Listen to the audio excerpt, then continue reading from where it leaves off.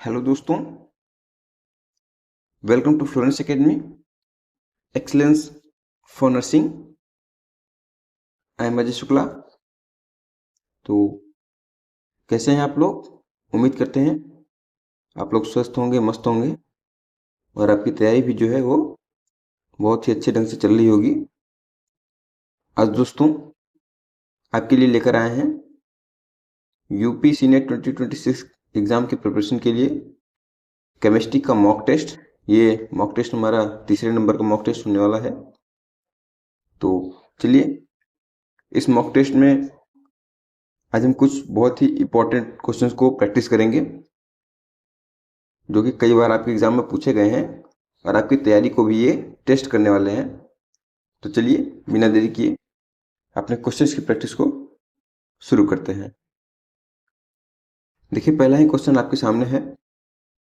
Question कह रहा है कौन सी क्वांटम संख्या जो है वो ऑर्बिटल के आकार को निर्धारित करती है।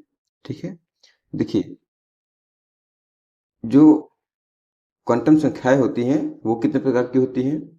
तो वो होती हैं 4 प्रकार की। ठीक है, आपको पता है मुख्य क्वांटम संख्या, ऑर्बिटल क्वांटम संख्या, ठीक है, जिसको हम क्या कहते हैं कक्षीय क्वांटम संख्या या फिर हम कभी कभी इसको एजीमुथल क्वांटम संख्या भी कहते हैं, और चुंबकीय क्वांटम संख्या और स्पिन क्वांटम संख्या। ठीक है, ये 4 तरीके की हमारी क्वांटम संख्याएं होती हैं, ये आपको पता होगा। क्वेश्चन क्या कह रहा है कि ऑर्बिटल के आकार को कौन सी निर्धारित करती है। ठीक है, तो जिसे हमने बताया कि ऑर्बिटल क्वांटम संख्या भी कहते हैं एजीमुथल क्वांटम संख्या को।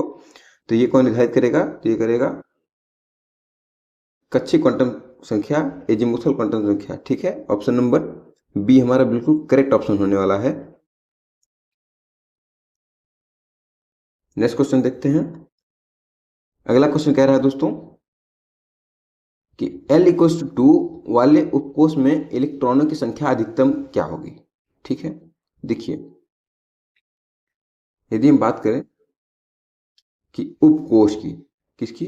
उपकोष की, तो उपकोष में इलेक्ट्रॉन भरे कैसे जाते हैं? देखिए जो उपकोष में इलेक्ट्रॉन भरे जाते हैं वो मैक्सिमम नंबर ऑफ इलेक्ट्रॉन्स के मेथड से भरे जाते हैं। तो कैसे भरा जाएगा? इसका जो फॉर्मूला होगा 2L+1 का फॉर्मूला होगा। तो आप इसको सॉल्व कर लीजिए। यहाँ पर अगर 2 करें, 2 इंटू एल की वैल्यू आपको 2 दी हुई है, इसको पुट कीजिए, फिर 1। ठीक है, सॉल्व कीजिए। 2 2 जा 4 और 5। ठीक है, और इंटू में इधर 2 लाइए, इक्वल्स टू 10। ठीक है, तो जो करेक्ट ऑप्शन हमारा हो जाएगा क्या हो जाएगा? Option number C, 10 electron. ठीक है, ये हमारा करेक्ट ऑप्शन है। ठीक है, यानी एल में हम अधिकतम कितने 10 इलेक्ट्रॉन देख सकते हैं। नेक्स्ट क्वेश्चन देखते हैं। अगले क्वेश्चन की तरफ बढ़ने से पहले दोस्तों आपके लिए जरूरी सूचना, हर साल की तरह इस साल भी फ्लोरेंस एकेडमी द्वारा यूपी सीनेट 2026 के लिए टेस्ट सीरीज लॉन्च कर दी गई है। इस टेस्ट सीरीज में आपको total 13 full and test papers जो है वो प्रोवाइड किए जाएंगे, जो कि यूपी सीनेट के लेटेस्ट पैटर्न पे बेस्ड होंगे। और ये जो टेस्ट सीरीज है दोस्तों, क्वेश्चन होंगे इसमें ये बाइलिंगुअल होंगे, हिंदी और इंग्लिश दोनों भाषाओं में होंगे। तो खास करके जो हिंदी मीडियम के छात्र हैं उनकी ये डिमांड होती है कि कहीं हमें हिंदी में देखने को नहीं मिलता है। ठीक है, तो यहाँ पर आपको हिंदी और इंग्लिश दोनों भाषाओं में देखने को मिलेगा। ठीक है, और इसकी यदि खास बात बताएं तो प्रीवियस ईयर में जो टेस्ट सीरीज मैंने लॉन्च की थी तो इससे 40 से 45 क्वेश्चन डायरेक्टली हमारे यूपी सीनेट 2025 के एग्जाम में पूछे गए थे। और इस टेस्ट सीरीज को बाई करने से आपको रियल एग्जाम लेवल प्रैक्टिस का एक्सपीरियंस होगा, और हर टेस्ट के बाद आपको इसके डिटेल सॉल्यूशन प्रोवाइड किए जाएंगे। और ये जो टेस्ट होगा दोस्तों ये फुल सिलेबस का होगा। ठीक है, और इसकी खास बात बताएं तो इस वर्ष आपको फिजिक्स और केमिस्ट्री की formula sheet free of cost provide की जा रही है। ठीक है, और ये सिर्फ 99 रुपीज़ में आपको ये सब चीज़ इतना सारा मिल रहा है। तो देर न करें, जल्द से जल्द इस टेस्ट सीरीज को ज्वाइन करें। यदि आपको कुछ और इन्फॉर्मेशन चाहिए, ठीक है, तो दिए हुए व्हाट्सएप नंबर पे आप कांटेक्ट कर सकते हैं। चलिए आगे बढ़ते हैं। तो अगला क्वेश्चन है दोस्तों हमारा क्वेश्चन नंबर 3 कि फोटो इलेक्ट्रिक इफेक्ट जो होगा वो कौन सा नियम समझाता है। देखिए, जब बात फोटो इलेक्ट्रिक इफेक्ट की आती है तो फोटो इलेक्ट्रिक इफेक्ट होता क्या है, तो जब लाइट जो होती है मेटल के सरफेस पे पड़ती है, ठीक है, तो वो क्या करता है, इलेक्ट्रॉनों का उत्सर्जन करता है, उससे इलेक्ट्रॉन निकलते हैं। ये थ्योरी आई थी, जो क्लासिकल थ्योरी थी, ये जो बाद में फेल हो गई। लेकिन फिर आइंस्टाइन ने बताया था कि जो लाइट होते हैं वो फोटोन के रूप में आगे बढ़ते हैं, ठीक है। यानी लाइट की जो एनर्जी है, यानी फोटोन की जो एनर्जी है, उसको एच न्यू से डिनोट करते हैं। किससे? एच न्यू से, ठीक है। इसको एच न्यू से हम डिनोट करते हैं। ये बताया किसने? आइंस्टाइन साहब ने बताया, ठीक है। तो फोटोइलेक्ट्रिक इफेक्ट किस सिद्धांत से बताया जाएगा? तो आइंस्टाइन के सिद्धांत द्वारा, ठीक है। नेक्स्ट क्वेश्चन देखते हैं। अगला क्वेश्चन कह रहा है, निम्न में से किसकी चालक ऊर्जा जो है, यानी लेटिस एनर्जी है जो है वो सबसे अधिक होगी। देखिए, लेटिस एनर्जी होता क्या है, तो लेटिस एनर्जी किस पे डिपेंड करता है, तो ये डिपेंड करता है चार्ज ऑफ आयन, ठीक है। यानी किसी आयन पे कितना चार्ज होता है, अगर चार्ज ज़्यादा होगा तो उसकी एनर्जी भी ज़्यादा होगी। और दूसरा ये डिपेंड करता है साइज ऑफ आयन, ठीक है। यानी साइज अगर कम होगी तो एनर्जी ज़्यादा होगी, और साइज ज़्यादा होगा तो एनर्जी कम होगी, ठीक है। यदि हम बात करें तो पहला क्या कहेगा? पहला कहेगा charge on ions, charge on ion, ठीक है। ये क्या होता है?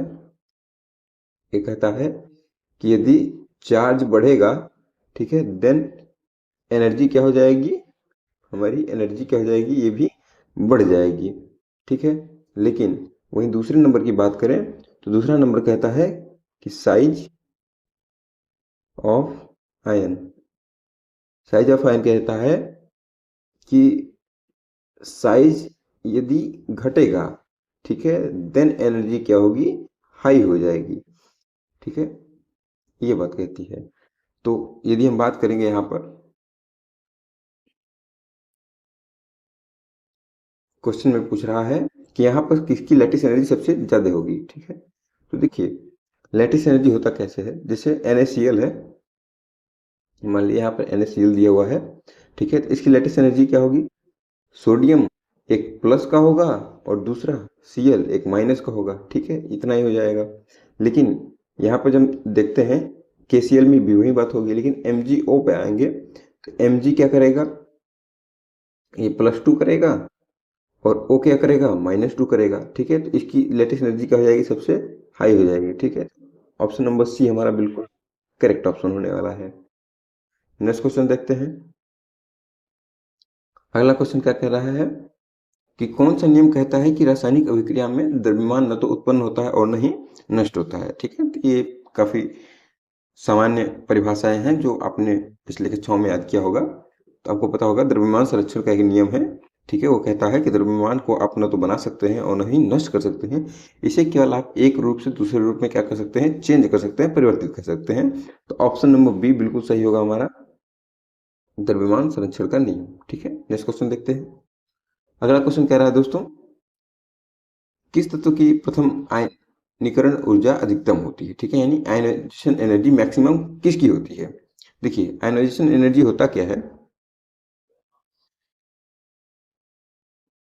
आयनाइजेशन एनर्जी इलेक्ट्रॉन को निकालने की जो टेंडेंसी होती है, ठीक है, वो कहती है, वो होती है आयनाइजेशन एनर्जी। यानी किसी तत्व से आप किसी उसके वहां से कितने इलेक्ट्रॉन्स को निकाल सकते हैं, ठीक है।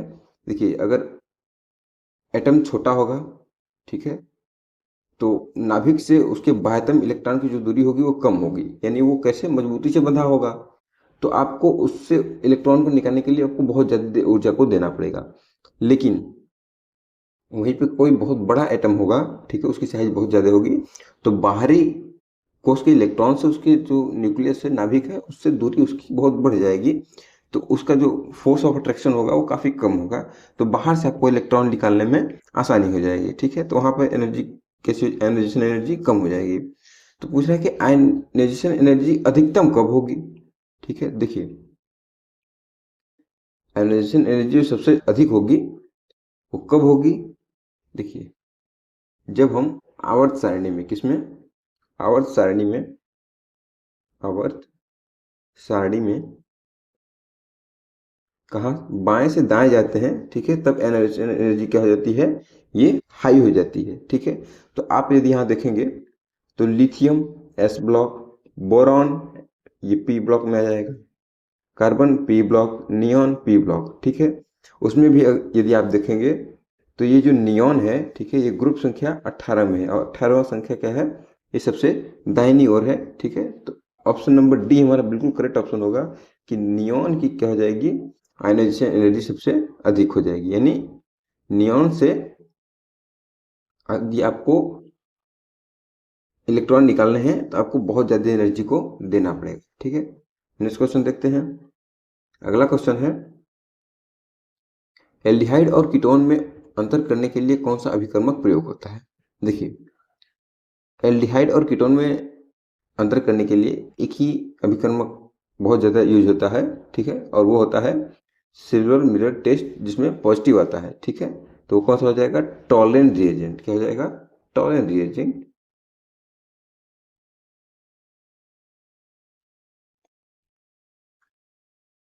अगला क्वेश्चन देखते हैं दोस्तों।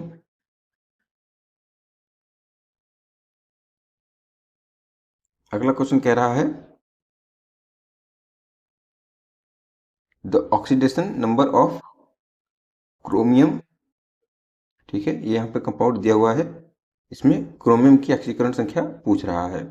तो उम्मीद करते हैं आपको ऑक्सीकरण संख्या निकालना आता होगा। देखिए अगर नहीं आता है तो सीख लीजिए निकाला कैसे जाता है।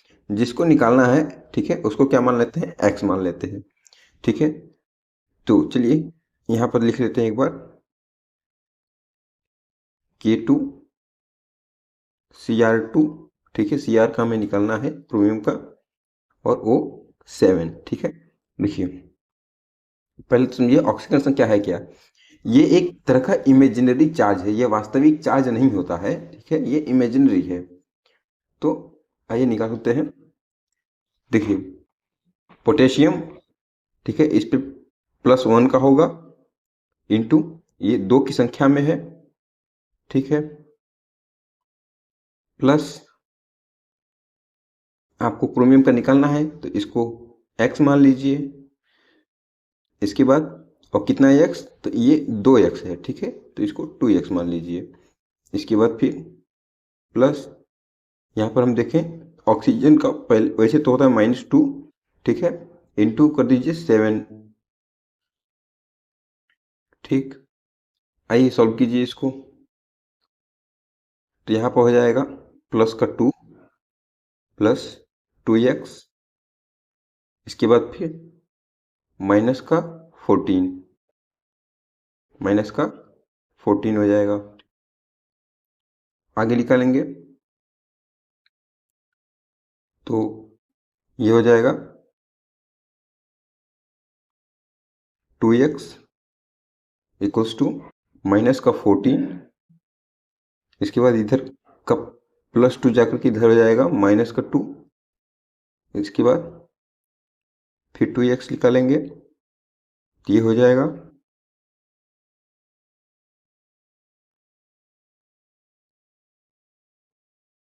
माइनस का 12। आगे जाएंगे तो ये हो जाएगा x अपॉन माइनस का 12 अपॉन माइनस का 2। ठीक है, तो माइनस से माइनस यहीं पे कैंसिल हो जाएगा। ठीक है, और फिर क्या निकलेगा 6 2 12। ठीक है, तो x इक्वल टू क्या जाएगा 6, कैसे होगा तो प्लस में आ जाएगा। ठीक है, तो प्लस का x प्लस का ये 6 हो जाएगा, यानी +6 हमारा करेक्ट ऑप्शन हो जाएगा। नेक्स्ट क्वेश्चन देखते हैं।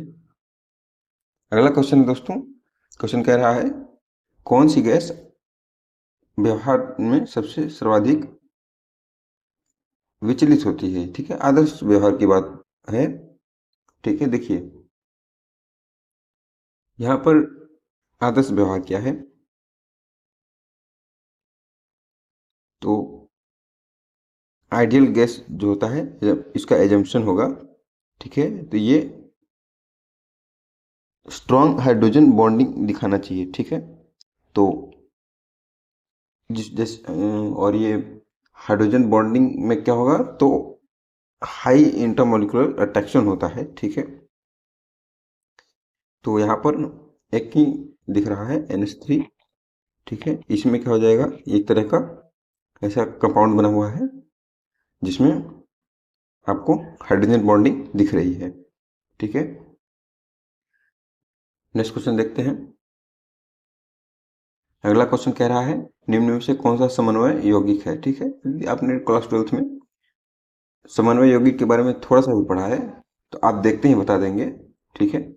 कि यहाँ पर NaCl तो है नहीं, CaCO3 है नहीं, NH4Cl है नहीं, ठीक है। एक ही तरह का यहाँ पर कॉम्प्लेक्स कंपाउंड दिख रहा है, ठीक है, वो है ऑप्शन नंबर बी में, ठीक है। तो आप इस तरह क्वेश्चन को एक बार में देख करके सॉल्व कर सकते हैं। नेक्स्ट क्वेश्चन देखते हैं। अगला क्वेश्चन कह रहा है निम्न में से कौन सा एक प्रबल इलेक्ट्रोलाइट है। देखिए इलेक्ट्रोलाइट होगा क्या, इलेक्ट्रोलाइट होने की कंडीशन क्या है, तो स्ट्रॉन्ग इलेक्ट्रोलाइट वो होते हैं जो कंप्लीटली क्या हो जाएंगे, आयोनाइज हो जाएंगे, ठीक है। ये आयनीकृत हो जाते हैं। तो देखिए ग्लूकोज आयनीकृत तो होगा नहीं, ठीक है। एसिटिक एसिड एसिड तो है, ये आयन तो देगा, लेकिन ये कैसा है, ये वीक एसिड में आता है, ठीक है। इस वजह से ये नहीं होगा। यूरिया भी नहीं होगा, तो हो जाएगा क्या, सोडियम क्लोराइड हो जाएगा। ऑप्शन नंबर सी हमारा बिल्कुल करेक्ट ऑप्शन होगा। नेक्स्ट क्वेश्चन देखते हैं। अगला क्वेश्चन कह रहा है हैबर प्रक्रिया में कौन सी उत्प्रेरक प्रयोग होती है, ठीक है। देखिए यदि आप हैबर प्रक्रिया की बात करेंगे, हैबर प्रक्रिया में अमोनिया का निर्माण होता है, ठीक है। N2 plus 3H2 equals to 2NH3। इस चीज को आपने बहुत बार देखा होगा, ठीक है। तो ये क्या है, ये एक प्रकार का रिवर्सिबल प्रोसेस है, ठीक है। और इसमें Fe क्या होगा, उत्प्रेरक के रूप में इसको हम प्रयोग करते हैं, ठीक है। तो करेक्ट ऑप्शन हमारा क्या हो जाएगा, वो हो जाएगा Fe यानी लोहा आयरन, ठीक है। नेक्स्ट क्वेश्चन देखते हैं। अगला क्वेश्चन कह रहा है अल्कोहल में पाया जाने वाला क्रियात्मक समूह क्या होता है, ठीक है। देखिए इस क्वेश्चन को मैंने कई बार कराया हुआ है, ठीक है। इस वजह से क्या ये रहेगा आपका होमवर्क, ठीक है। इसका आंसर आप हमें कमेंट करेंगे, ठीक है। नेक्स्ट क्वेश्चन देखते हैं। अगला क्वेश्चन कह रहा है अफबाऊ सिद्धांत के अनुसार 3p के बाद कौन सा ऑर्बिटल भरा जाता है, ठीक है।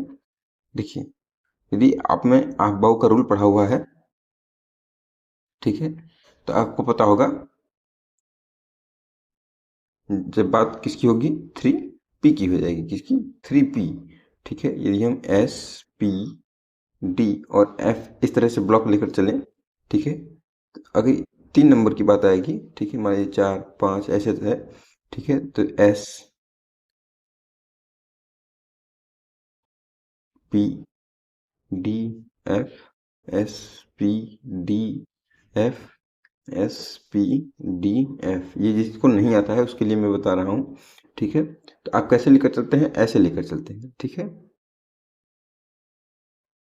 यानी आप बात करेंगे 3p, ठीक है। यहाँ पर क्या आ जाएगा 3p, ठीक है, 3p। तो 3p के बाद क्या आएगा, ये आ जाएगा 4 का s, कौन सा आएगा, 4 का s आ जाएगा, ये हो जाएगा हमारा करेक्ट ऑप्शन, ठीक है। 4s आ जाएगा हमारा करेक्ट ऑप्शन, ठीक है। नेक्स्ट क्वेश्चन देखते हैं। अगला क्वेश्चन क्या कह रहा है निम्न में से किसका द्विध्रुव आघूर्ण यानी डाइपोल मोमेंट क्या होगा, शून्य होगा। देखिए डाइपोल मोमेंट शून्य कब होगा, जब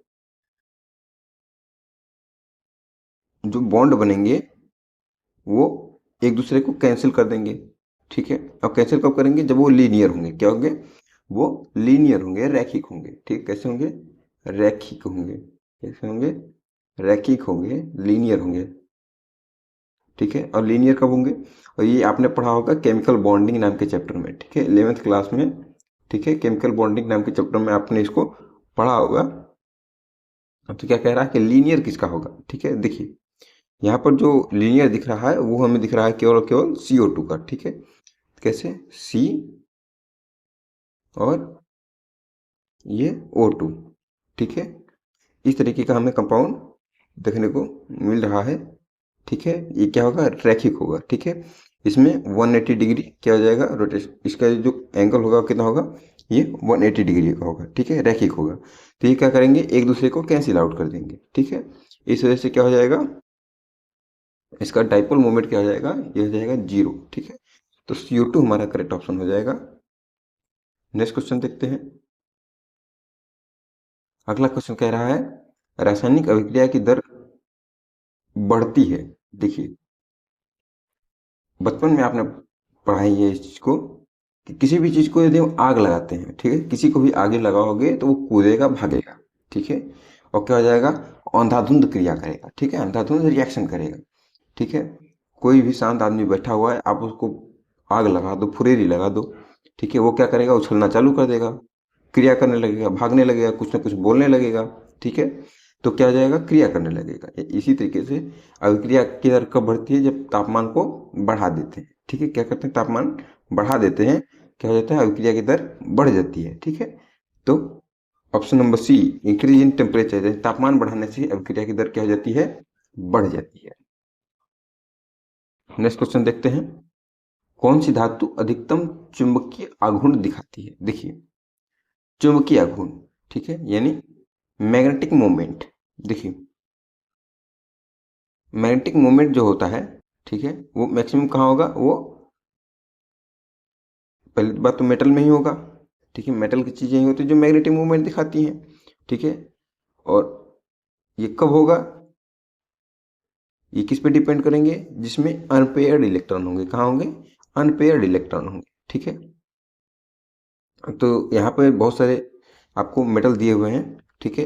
यदि आप इनका कॉन्फ़िगरेशन निकालेंगे तो यहाँ पर एक ही एलिमेंट आपको ऐसा नजर आएगा, ठीक में, जिसमें क्या होंगे, ज़्यादा से ज़्यादा क्या हो जाएंगे, अनपेयर्ड इलेक्ट्रॉन होंगे, ठीक है। और वो कौन होगा, वो हो जाएगा आयरन, ठीक है। तो आयरन में क्या होंगे, ढेर सारे अनपेयर्ड इलेक्ट्रॉन होंगे, इस वजह से ये मैग्नेटिक मोमेंट को शो करेगा, ठीक है। तो ऑप्शन नंबर C हमारा करेक्ट ऑप्शन होगा। नेक्स्ट क्वेश्चन देखते हैं। अगला क्वेश्चन कह रहा है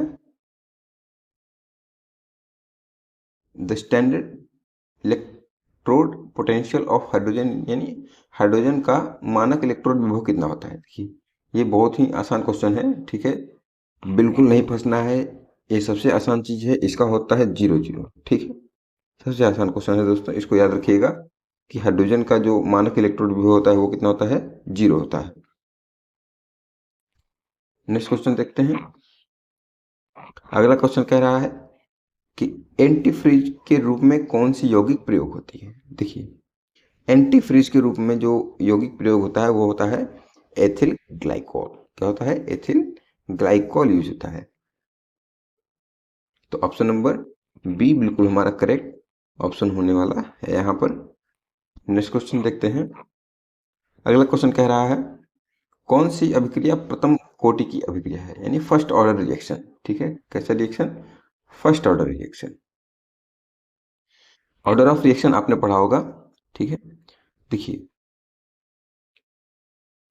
ऑर्डर ऑफ रिएक्शन होगा क्या, तो rate depends on one reactant contraction, ठीक है। किसी भी किस पे, जब ये कंसंट्रेशन शब्द आपने सुना होगा, ठीक है, सांद्रण, तो जो अभिक्रिया की दर होती है, ठीक है, वो किस पे, रिएक्टेंट यानी अभिकारक की सांद्रता पर क्या होती है, निर्भर करती है, ठीक है। तो करेक्ट ऑप्शन इसका क्या हो जाएगा, वो हो जाएगा ऑप्शन नंबर A, ठीक है, N2O5 का अपघटन, ठीक है, ये हमारा करेक्ट ऑप्शन हो जाएगा। नेक्स्ट क्वेश्चन देखते हैं। अगला क्वेश्चन कह रहा है कौन सा लिगेंड जो है वो बाइडेंटेंट है, ठीक है, यानी द्विदंती है। देखिए लिगेंड के बारे में आपने कक्षा 12वीं में पढ़ा है, ठीक है। यहाँ पे जब बाइडेंटेंट लिगेंड की बात होगी, यानी द्विदंती लिगेंड की बात होगी। ठीक है, तो यहाँ पर आपको एक ही नजर आएगा और वो कौन हो जाएगा, वो हो जाएगा ऑप्शन नंबर सी, C2O4 का -2। ठीक है, ये हमारा करेक्ट ऑप्शन होगा। नेक्स्ट क्वेश्चन देखते हैं। अगला क्वेश्चन कह रहा है कौन सा यौगिक ऑक्टेट नियम का पूर्ण पालन करता है। ठीक है, ऑक्टेट नियम का पूर्ण पालन इसमें से कौन सा यौगिक करता है। देखिए, ऑक्टेट रूल क्या कहता है, यदि आप यौगिकों की बात करेंगे तो दोनों यौगिकों के बीच में जो इलेक्ट्रॉनों की साझेदारी है, ठीक है, वो एक दूसरे को परिपूर्ण कर देंगे, यानी एक दूसरे के अष्टक को पूर्ण कर रहे होंगे। ठीक है, यदि आप CO2 की बात करेंगे, ठीक है, तो यहाँ पे क्या हो जाएगा, ऑप्शन नंबर डी ही हमारा करेक्ट ऑप्शन होगा। ठीक है, ऑप्शन नंबर डी हमारा बिल्कुल करेक्ट ऑप्शन हो जाएगा। ये ऑक्टेट नियम का पूर्ण पालन कर रहे हैं। नेक्स्ट क्वेश्चन देखते हैं। अगला क्वेश्चन कह रहा है दोस्तों, KMnO4 विलेन का रंग कैसा होता है। ठीक है, ये कई बार क्वेश्चन पूछा हुआ है। ठीक है, और ये केवल याद करने की चीज है। तो इसका जो कलर होता है वो होता है पर्पल। क्या होता है, पर्पल कलर होता है। ठीक है, यानी परमैग्नेट आयन जो होता है इसका कलर कैसा होगा, वो हो जाएगा पर्पल, यानी बैगनी कलर का होता है। ठीक है, तो करेक्ट ऑप्शन हमारा ऑप्शन नंबर सी हो जाएगा। नेक्स्ट क्वेश्चन देखते हैं। अगला क्वेश्चन कह रहा है कि टेप्लान बनाने में कौन सा बहुलक प्रयोग होता है, यानी कौन सा पॉलीमर यूज होता है। देखिए, पॉलीमर से, मोनोमर से। ठीक है, यहाँ से एक क्वेश्चन पूछा जाना अनिवार्य है। ठीक है, तो इसकी थ्योरी आप कंप्लीटली पढ़ लीजिएगा। ठीक है, यहाँ से एक क्वेश्चन आना तय है। ठीक है, देखिए, टेप्लान बनाने में जो पॉलीमर यूज होता है वो कौन सा होगा, वो हो जाएगा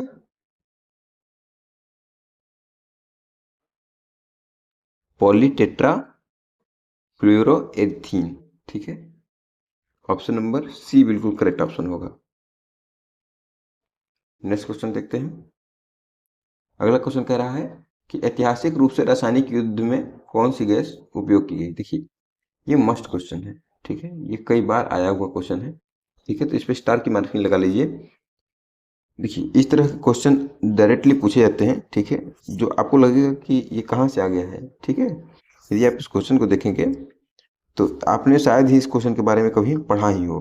ठीक है, जिसने बहुत अच्छे से एनसीईआरटी को पढ़ा हुआ है वही इस क्वेश्चन को जानता है। ठीक है, देखिए, तो जब वर्ल्ड वॉर फर्स्ट चल रहा था तो उस समय केमिकल वेलफेयर गैस, ठीक है, जो हिस्टोरिक गैस, ठीक है, इसमें एक गैस का यूज हुआ था जो क्या कर रही थी, वो लंग्स को डैमेज कर रही थी। किसको, लंग्स को डैमेज कर रही थी। किसमें, वर्ल्ड वॉर फर्स्ट में। ठीक है, वर्ल्ड वॉर फर्स्ट में। ठीक है, वर्ल्ड वॉर फर्स्ट में यूज हो रही थी। ठीक है, कौन सी गैस, तो वो थी क्लोरीन। कौन सी गैस थी, तो वो थी क्लोरीन। ठीक है, ऑप्शन नंबर ए बिल्कुल हमारा करेक्ट ऑप्शन होने वाला है। ठीक है, तो आज के लिए इतने ही क्वेश्चन दोस्तों। हम फिर मिलेंगे आपसे एक और मॉक टेस्ट में। बायोलॉजी के क्वेश्चंस भी जल्दी ही आपको प्रैक्टिस करने को दिखेंगे। तो बने रहिए फ्लुएंस एकेडमी के साथ और अपने क्वेश्चंस की प्रैक्टिस को शानदार जिंदाबाद जबरदस्त तरीके से आगे बढ़ाते रहिए। और अपनी तैयारी को परखने के लिए और अपनी तैयारी में चार चांद लगाने के लिए, ठीक है, केवल 99 रुपीज़ में आप फ्लोरेंस एकेडमी की टेस्ट सीरीज को ज्वाइन करें। बहुत ही अफोर्डेबल प्राइस में। इतने पैसे तो आप कभी समोसे खाकर, कभी मोमोज खाकर दोस्तों व्यस्त कर देते हैं, लेकिन यही 99 रुपीज़ आपके फ्यूचर को डिसाइड कर सकती हैं, आपको मेडिकल कॉलेज में पहुंचने में हेल्प कर सकती हैं। तो जल्दी से जल्दी व्हाट्सएप नंबर पर कांटेक्ट कर सकते हैं और वहीं से आगे की जानकारी को ले सकते हैं। तो आज के लिए इतना ही।